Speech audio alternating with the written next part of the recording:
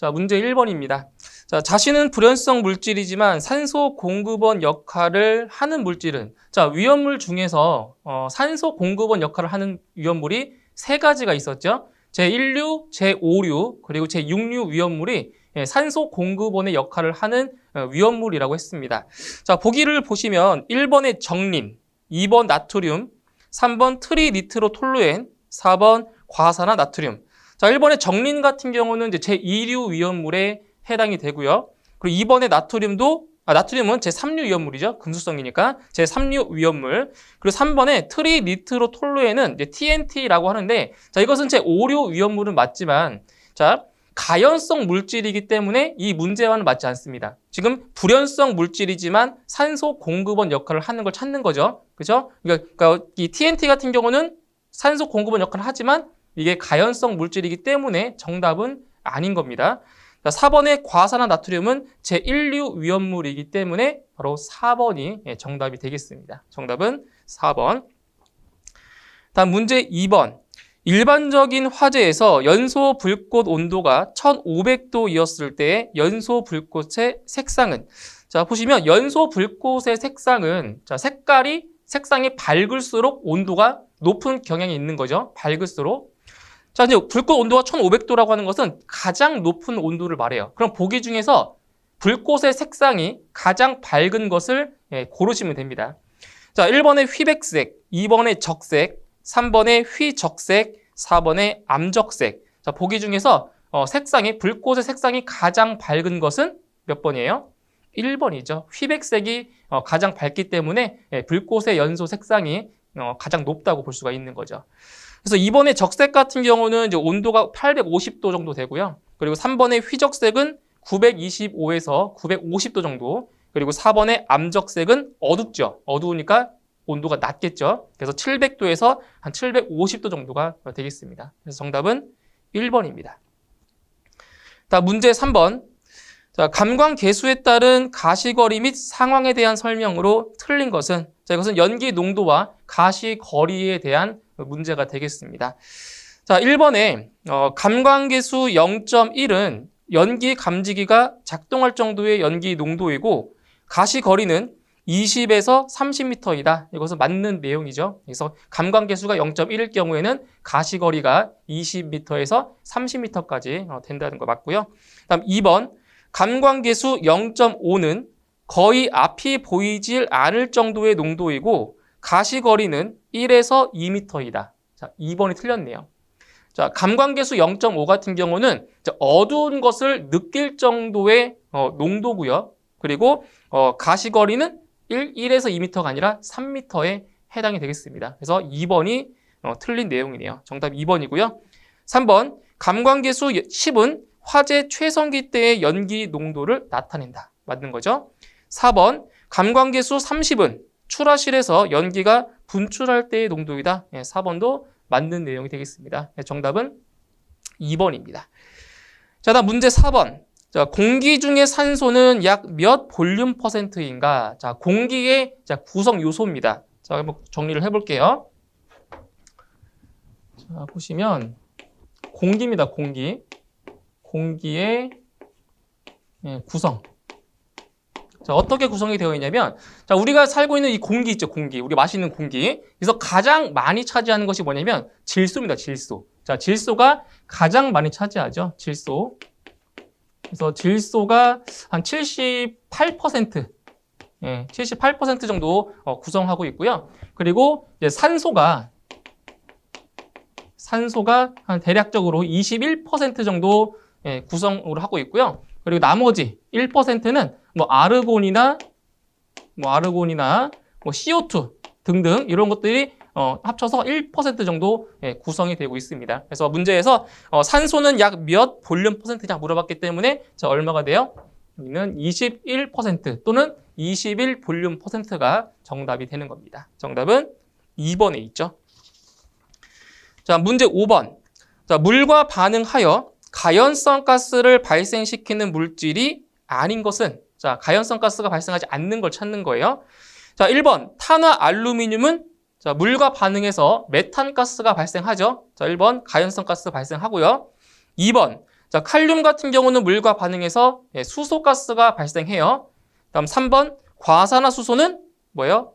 가연성 가스가 발생하지 않기 때문에 그래서 가산화수소에서 화재가 발생하면 물을 주수해서 소화를 하는 겁니다.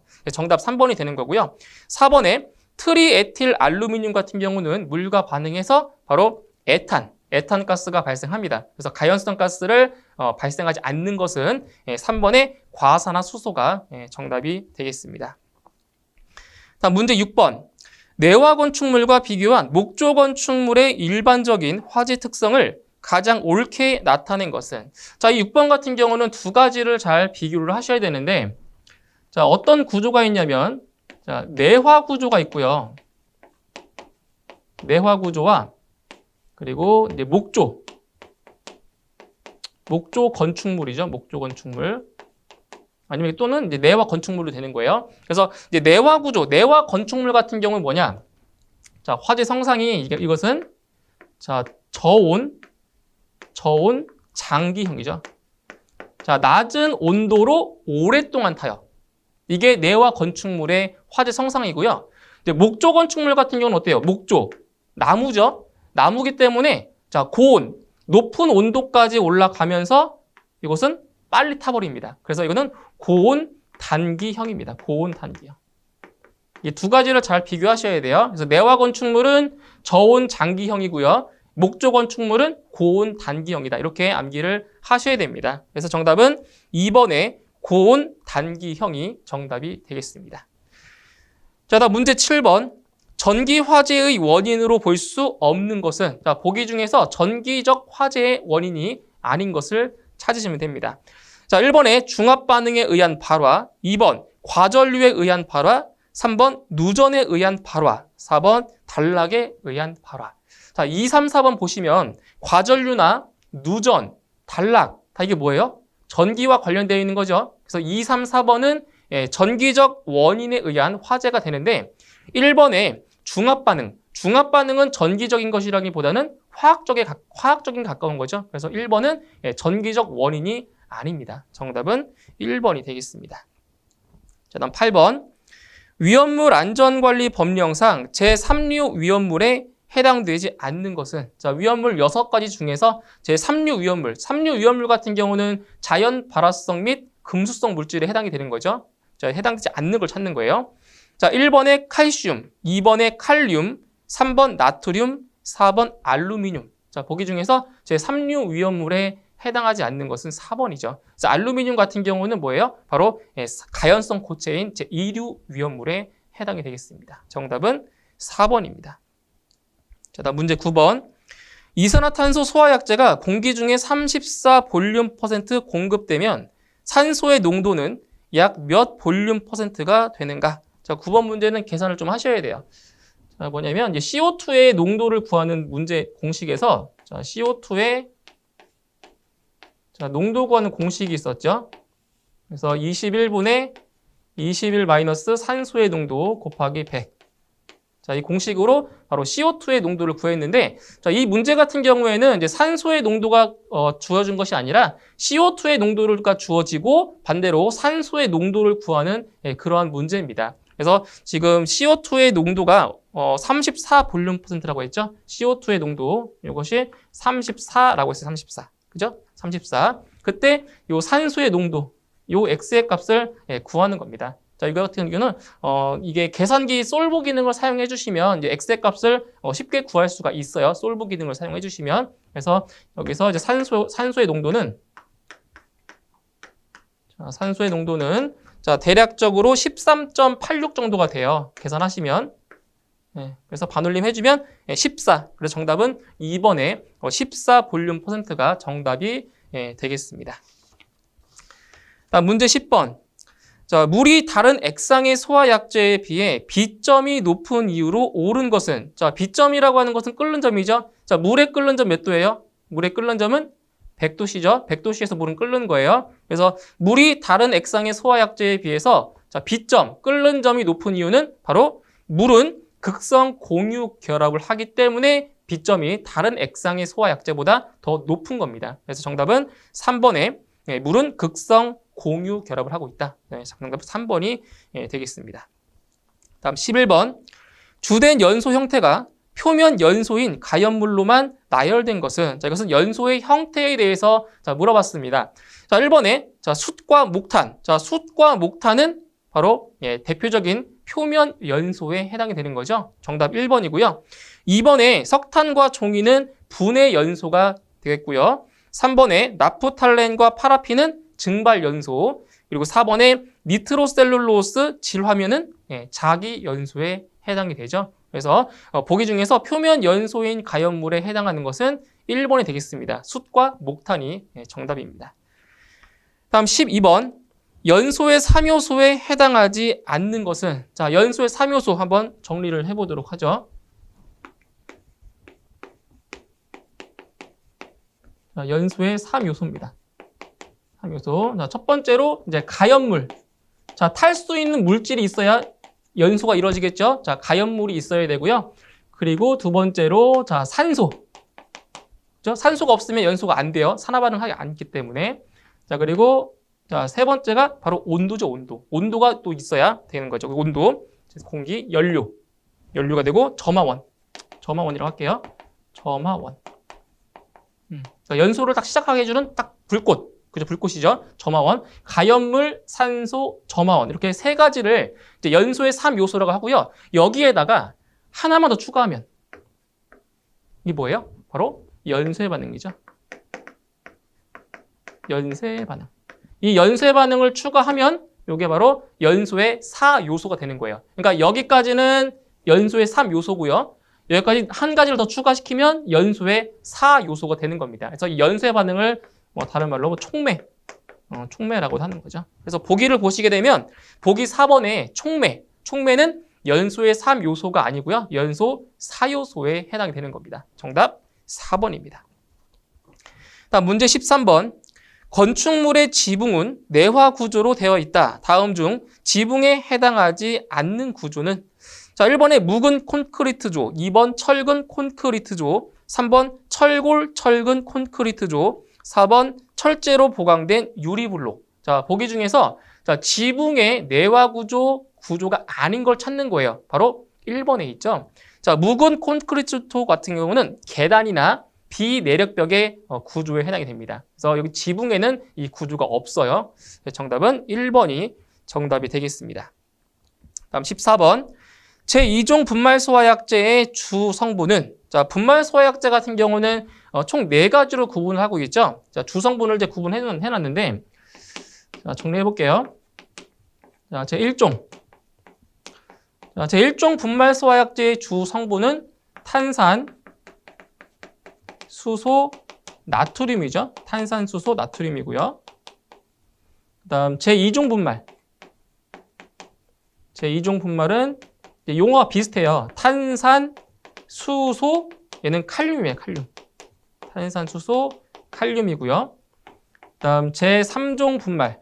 제3종 분말은 제1인산염. 제1인산염이고요. 제4종. 4종 분말소화약제의 주성분은 탄산, 수소, 칼륨과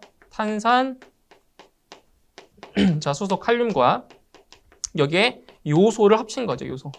그죠?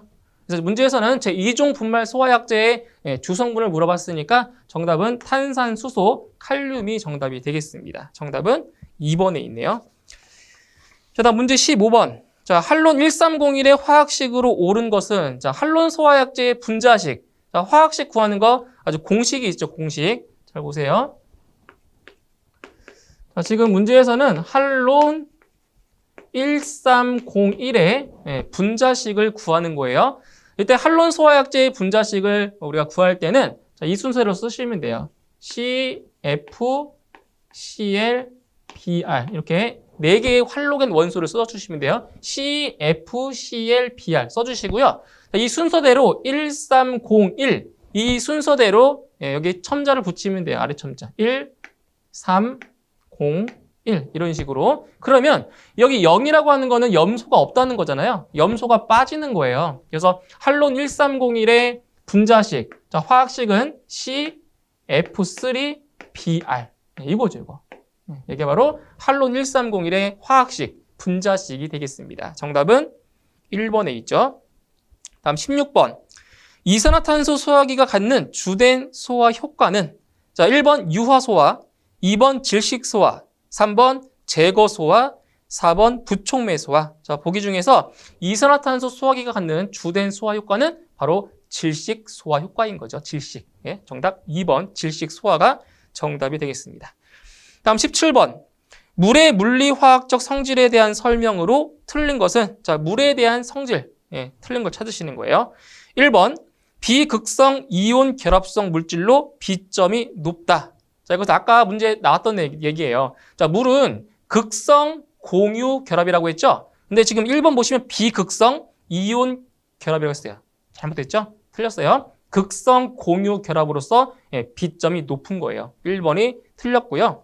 2번에 100도씨의 액체의 물이 100도씨의 수증기로 변하면 최적이 약 1600배 증가한다. 맞는 거죠? 그러니까 물 같은 경우는 주된 소화 효과가 냉각소화지만 이렇게 수증기로 변하면 최적이 1600배에서 1700배 정도로 커지기 때문에 질식소화 효과도 있다고 했어요. 2번 맞는 얘기고요. 3번 유리화제에 물을 무상으로 주수하면 질식 효과 이외에 유화액이 생성되어 유화 효과가 나타난다. 3번도 맞는 내용이고요.